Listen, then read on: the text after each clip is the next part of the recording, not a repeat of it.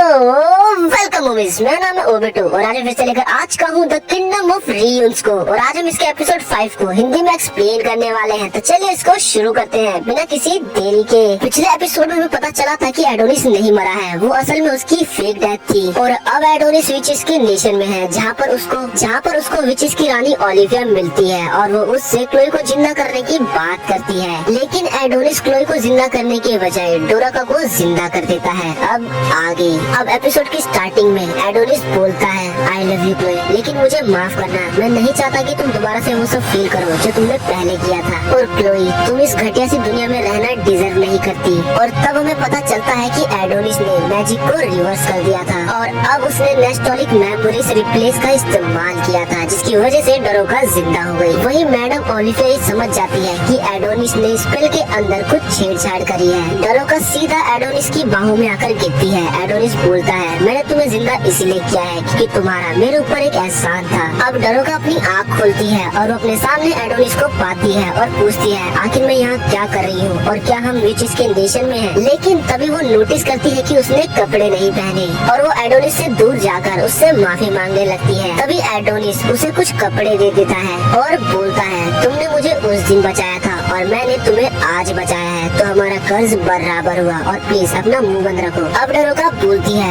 आखिर मैं यहाँ क्या कर रही हूँ और क्लोई आखिर उसका क्या हुआ? तभी मैडम ओलिविया एडोनिस से बोलती है एडोनिस आखिर तुम ऐसा कैसे कर सकते हो? हमने तुम्हें बचाया और तुम्हारे लिए ही क्लोई को जिंदा कर रहे थे, आखिर तुम ऐसा कैसे कर सकते हो? सारे इंसान एक जैसे ही होते हैं, उन्हें अपने मास्टर्स की कदर नहीं होती। इस पर एडोनिस बोलता है तुम सारी विचेस अपना मुंह बंद रखो। और ये देखकर सारी विचेस भड़क जाती है कि आखिर वो मैडम ओलिविया के सामने ऐसा कैसे बोल सकता है। तभी मैडम ओलिविया हंसते हुए बोलती है तुम सारे इंसान एक जैसे ही होते हो और वो अपने मैजिक का इस्तेमाल करने ही वाली होती है। लेकिन तभी उसके अगल बगल एक अजीब सा ही स्पेल कास्ट हो रहा होता है जो कि एडोनिस ने ही किया था। मैडम ओलिविया बोलती है एडोनिस कहीं तुमने कुछ किया तो नहीं? तभी एडोनिस बोलता है हाँ, मैं काफी टाइम से कैदी रहा हूँ और अब मैं इंसानों को मारना चाहता हूँ, तो ये काम तुम मुझे ही करने दो। और वो अपने शरीर के अंदर से एक चिप निकालता है और उसे तोड़ देता है और एक काफी बड़ा धमाका होता है। इस धमाके की वजह से मिट्रो ट्री पूरी तरह से जल चुका था और इसका मतलब ये था कि अब परियां और पैदा नहीं हो सकती। तभी यहाँ पर हम एक अजीब से सूट वाले आदमी को देखते हैं जो कि बोलता है यहाँ पर एक ट्री था, ये बात तो हमें पता ही नहीं थी। तभी हमें पता चलता है कि असल में ये कोई और नहीं डायरेक्टर यमातो है और वो बोलता है तो सारी विचेस यहाँ आकर छुपी है, लेकिन अब तुम सब फंस चुके हो। तभी एडोनिस बोलता है आखिर तुम ऐसा कैसे बोल सकते हो जबकि तुम्हें इनवाइट भी मैंने ही किया है। तभी एक विच बीच में से बोलती है मैडम ओलिविया आप चिंता मत कीजिए, जिसके बाद वो अपने वाटर स्टाइल मैजिक का इस्तेमाल करने लगती है और मिट्रो ट्री की आग को बुझ जाने लगती है। लेकिन तभी एक सोल्जर उसके सर को बीच में से ही काट देता है और ये देखकर सारी विचेस काफी ज्यादा डर जाती हैं। लेकिन तभी मैडम ओलिविया के ऑर्डर पे सभी विचेस आयरन सूट पहन लेती हैं और लड़ने के लिए बिल्कुल तैयार हो जाती हैं। यहाँ यमातो सीधा एडोनिस पर अटैक कर देता है जिससे एडोनिस थोड़ा जख्मी हो जाता है, लेकिन एडोनिस यमातो की गन को ले लेता है और उस गन से शूट करने लगता है और लगातार गोलियां चलाता ही जाता है। इन गोलियों की वजह से यमातो को तो कुछ नहीं होता, लेकिन उसका सूट काफी ज्यादा डैमेज हो चुका था। तभी डोराका एडोनिस को रोकने की कोशिश करती है। तभी दूसरी तरफ हम देखते हैं कि विचेस अपनी अलग अलग पावर से सभी सोल्जर से लड़ रही हैं। कोई किसी को क्रिस्टल में जमा रहा है तो कोई अपने स्नेक से सबको मार रहा है। इसके बाद हम लेडी ओलिविया को देखते हैं जो कि सभी सोल्जर्स को हवा में उड़ाने लग जाती है, लेकिन सोल्जर्स वहीं से उसके ऊपर गोली चलाने लगते हैं, लेकिन एक भी गोली उनको नहीं लगती। और लेडी ओलिविया सभी सोल्जर्स को चिपकाकर एक बड़ी सी गेंद बना देती है, जिसके बाद वो अपने मैजिक डेथ गेम का इस्तेमाल कर सभी सोल्जर्स को एक साथ ही मार देती है। इसके बाद मैडम ओलिविया बोलती है सभी इंसान कीड़ों की तरह है और हम पक्का जीतेंगे। लेकिन तभी यहाँ पर स्क्वाड 2 आ जाती है और वो काफी सारे विचेस को मार देते हैं। तभी हम देखते हैं कि पूरी फाइट के दौरान ह्यूमंस विचेस पर नजर रखे हुए हैं अर्थ से।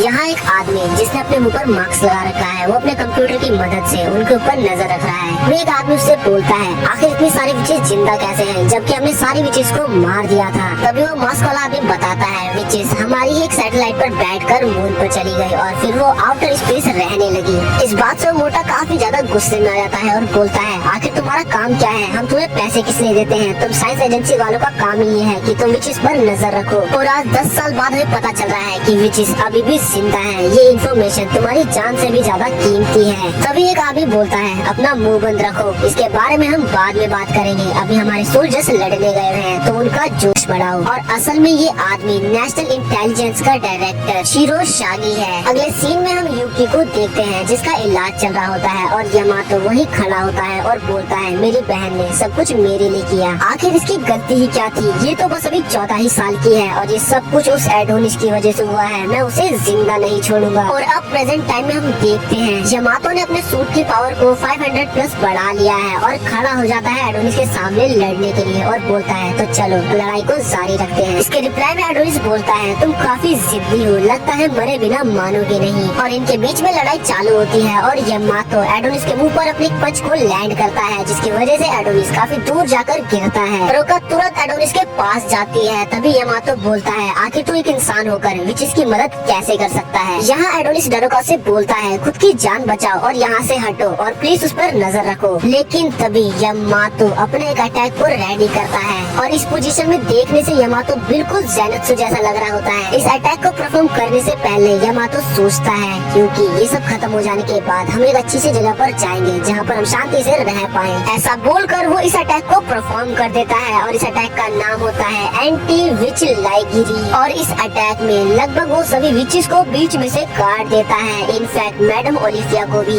और हम देखते हैं कि डरोका भी इस अटैक से बच नहीं पाती और बीच में से कट जाती है, लेकिन वो बच चुकी थी क्योंकि वहाँ पर एना आ चुकी थी और उसने अपने डेथ कैंसिल मैजिक से डुप्लीकेट डरोका को कास्ट किया और वो कट गई, लेकिन असली डरोका बच गई। एना डरोका से बोलती है तुम्हारा शुक्रिया मेरी दोस्त बनने के लिए। और ऐसा बोलकर डरोका की आँख के सामने एना मारी जाती है और डरोका रोने लगती है और बोलती है नहीं ऐसा नहीं हो सकता। तभी एक आवाज आती है और पता चलता है कि जिस डिवाइस से ये लोग इनके ऊपर नजर रख रहे थे वो डिवाइस ही अब खराब हो चुका है। इसके बाद हम डरोका को देखते हैं जिसके अगल बगल काफी सारा खून था और डरोका रोते हुए बोलती है बस अब ये सब बहुत हुआ, अब मैं और ये नहीं देख सकती। आखिर मैं ही क्यों जिसे इतना दर्द होता है, मुझे ही क्यों हर बार इतना दर्द सहना पड़ता है, मुझे ही क्यों हर किसी की मौत को देखना पड़ता है। इसके बाद यमातो बोलता है सारी विचेस मारी गई हैं, बस यहाँ पर उस क्लोई का चेला बचा है। जिसके बाद एडोनिस और यमातो के बीच में लड़ाई चालू हो जाती है और एडोनिस अपने मैजिक का इस्तेमाल करता है और वही यमातो अपने साइंस टूल्स का। एडोनिस अपने एक मुक्के से ही यमातो की स्वॉर्ड को तोड़ देता है, लेकिन उसका दूसरा मुक्का यमातो रोक लेता है और अपनी स्वॉर्ड को वापस से रीजनरेट कर एडोनिस को मारता है। लेकिन एडोनिस बोलता है साइंस ये कितना ट्रिकी है। इस पर यमातो बोलता है हाँ बिल्कुल तुम्हारे मैजिक की ही तरह। तभी हम देखते हैं कि कुछ विचेस जिंदा होती हैं और वो बोलती है अब हमारा अंत नजदीक है। लेकिन मैडम ओलिविया जो कि मरने ही वाली थी वो बोलती है तुम हार मत मानना, अभी भी तुम बच सकती हो। लेकिन उनमें से एक विच बोलती है अब